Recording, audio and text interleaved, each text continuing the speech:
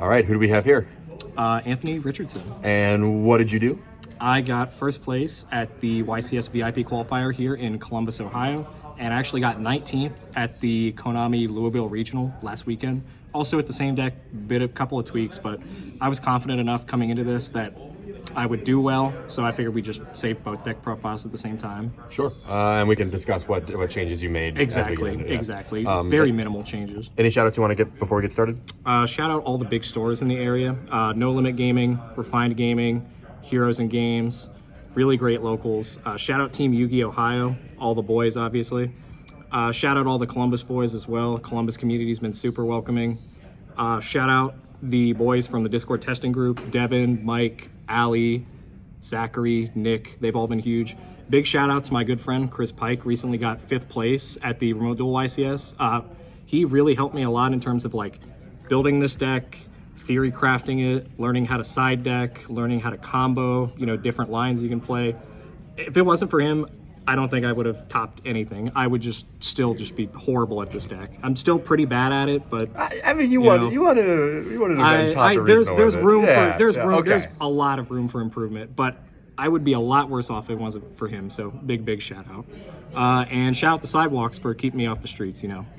Big one. Okay, let's just get into the deck profile. All right, so for the main deck, pretty standard. We played a Brave Despia build, 2 Aluber. You really don't want to see this card in your opening hand. You really want to summon it off of branded opening, but if you do see it, it's fine. You can normal it to get fusion. 2 Tragedy. It's Rhoda. I hate playing 1 just because if you open it and you send it off branded opening, that's fine. You can't really send it off of branded fusion. Like you have to send it from hand if you play 1. So it just kind of decaps you in card advantage. I would rather just have the 1 in deck. 1 Comedy. People don't play this card. I don't know why this card is insane. It beats Imperm Veiler on, well, I guess technically Imperm on Aluber if you're getting an in-draw phase, but like Veiler as well. And it can beat like Imperm Veiler, Skill Drain, Droplet, stuff like that on your fusion monsters, which is really good. 1 Adlib. It just summons back Mirror Jade, which is like a huge thing. And then 2 Fallen of Albaz. I was only playing 1 at the regional, and I missed the second one quite a lot. It really kills the grind game, not having the second one.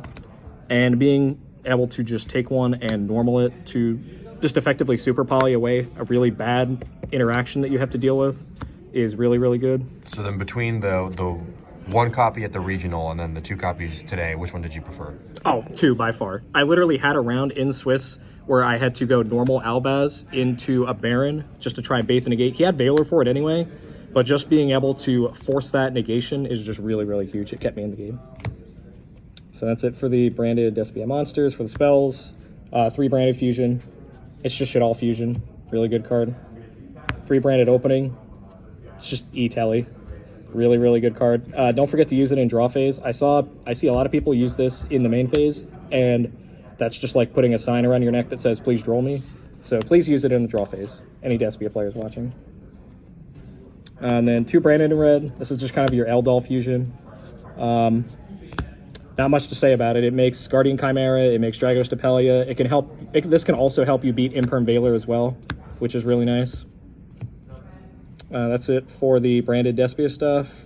For the rest of the engines, we played Brave. So 3 Water Enchantress, Griffin, 3 Right, Foolish, Fateful, and Dracoback. Obviously, Water Enchantress and Griffin, Right, pretty self-explanatory. I played the Foolish just to have basically another copy of Water Enchantress, but this is also good because you can Foolish out a Tragedy, which can get you to an Aluber, which can start your plays if you have a really awkward hand. So that is interesting, actually. You bring up the Foolish Burial. I've actually never seen people include that as an adventure combo piece. Yeah, I basically consider it another copy of Water Enchantress, but like I said, you can also get a Tragedy if you ever need to. If you know for a fact your opponent has some sort of targeting negation, like you're playing against Punk, for example, you could Foolish out a Comedy, which gives you just kind of like a targeting dodge, which is really good.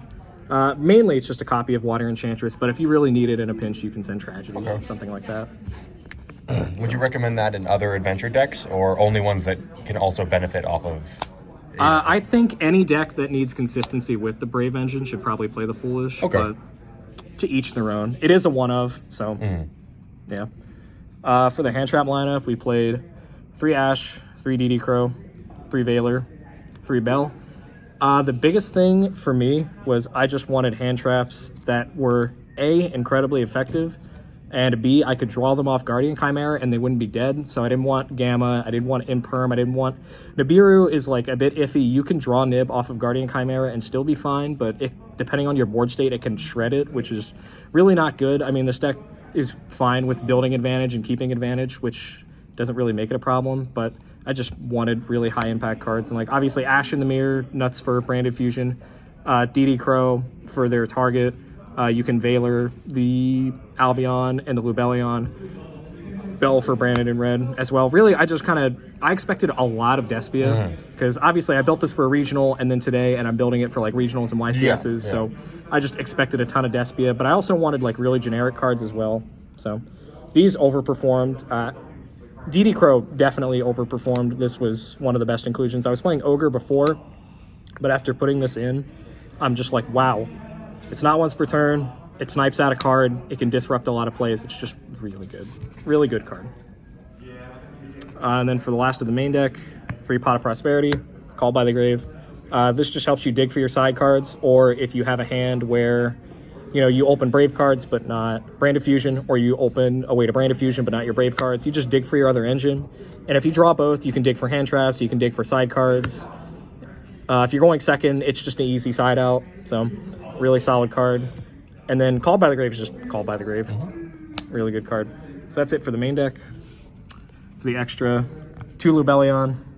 I was originally playing one of this, but I actually threw a second one in because you can banish one off of Prosperity a lot, which just makes your 6 off of Prosperity a lot easier. You don't have to stress about going for 6, which is good. 2 Mirror Jade, best card in the extra deck, non-targeting banish.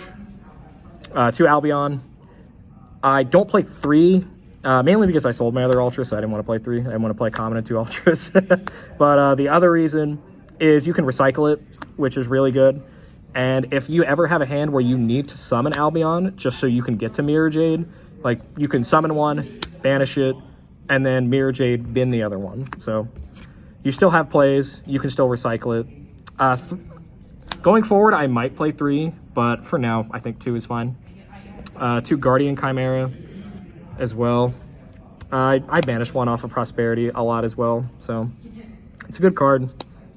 Pop 2, draw 1, or, you know, draw 2, pop 1, you know, whatever you're doing. It's just really good at breaking boards. 1 Quaterus. I banished this off of Prosperity a lot. I think I summoned this once in the mirror match because I just didn't have a good target, but it was fine because I know he was going to Super Poly it away anyway. Well, not Super Poly, but he was going to Albaz it away, which was fine. It floated into an Alibur, which got me a bit of card advantage, so that was good. 1 Masquerade. Card's really good. When I was playing at the regional, I was up against Eldritch, and I had him down to 1,000 life points. So I just summoned this, and he scooped, because everything in Eldritch requires, you know, 2 card activations to actually do anything, so he just couldn't play. Dragger Stapelia. It's just Fogblade that you can summon off Branded in red, so really good. And then for the links, 1 Anima. This didn't come up today. Nobody really played into Anima, but, you know, you can yoink a monster in theory. The other good thing is you can normal a Tragedy or a Comedy and get it engraved, so that way your Branded in red's live. So there's that. The one kind of like spicy tech card, even though not really super spicy, was Dark Charmer. I had Super Poly in my side deck at the regional, and I actually ended up cutting it afterwards just because I wanted a different card in the side deck that I'll show off later. And I just wanted a super generic card that, you know, I didn't have to play a secondary engine before. Like, this was DPE originally, but I actually cut the DPE engine from the deck because it was just super bricky. And this is the first card that came to mind when I was looking at my binder, and I was like, wow, this card's insane. You can take a DPE, you can take a Mirror Jade in the mirror. It removes a lot of cards, it can force out a lot of things. I didn't make it once today, but just the theory behind it and just like having that option there was really huge. And then 1 Link Spider. You can link off a Nib token if you ever get nibbed. You can link off Brave token, which helps you get to Verte. And then Verte, this card should be banned. Very dumb card. For the side deck, 3 Droll. This was kind of my concession to Flunder. I didn't see Flunder once today, which was fine. Well, DB Grinder showed up and then got stomped by Trey, and then just left me. Really? Yeah, he was playing Flunder. Oh, that's unfortunate. Anyway, so yeah, concession to Flunder. I actually put it in against the Frightfur Despia deck, just like kind of like my deck, but with the Frightfur cards instead. Just because I saw he wasn't using branded opening and draw phase to sort of play around it. So I figured I would just droll him on Patchwork Ad and then just kind of like end his turn. It didn't come up, but like it was cool. 3 Nib. This is just kind of like a concession to the combo decks, the base decks, Sword Soul, stuff like that. 3 Crossout. This was easily the side deck MVP of the day. Really? Yeah. You know, cross-outing hand traps is really cool. But, you know, it didn't come up in the mirror, but I had the option to cross out cards in the mirror. Like, you can cross out Branded in red. You can cross out Branded Fusion. The round I played against Alex, I cross-outed right with it, which was just killer. He wasn't able to play after that. Wow. So, really, really huge. 3 Twin Twister. Concession to the back row decks. It's just it. It's just back row removal. And then 3 Anti-Spell. So, the reasoning behind Anti-Spell, I was like, wow. You know, my deck, the spell cards are either face up or I've set them on the field and I can just flip them. Yeah. So, Anti-Spell's really good. I'm actually glad it was in here because I played against Striker in the last round and I just flipped this in his draw phase and he just couldn't play. So we just passed back and forth for a while and just punched. But yeah, I mean, it's IO at 3. So, just really good card. That's, all right, well. Thank you for the profile, and congratulations once again. We'll look forward to seeing how well you do at Hartford. Exactly. I'm hoping to do well. Bring something home for the boys back here. Let's do it. All right. Thank you.